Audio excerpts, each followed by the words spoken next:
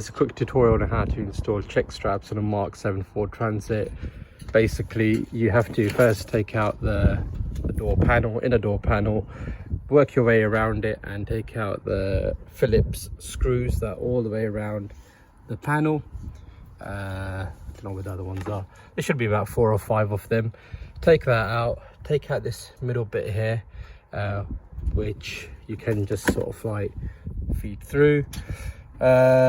Yeah, man up and pull the panel off, and once it's off, you're gonna have to disconnect this from the switch unit by pressing this in with a screwdriver or something. That should pop off. Take off your speaker, so you'll probably have a speaker like this mounted here. Quick easy 4 screws, take those off, unplug it from the back there again, and again there's a little tab that you need to press here to take that off.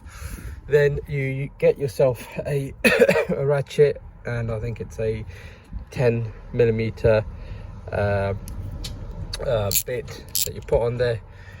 Open the lock nuts that are here, open the lock nuts that are holding onto here. I've taken mine off already, and then you'll be able to take out the old unit through the inside and put in your new unit in through the inside, and then you just sort of lock it in place either side and reassemble everything, and that should be it.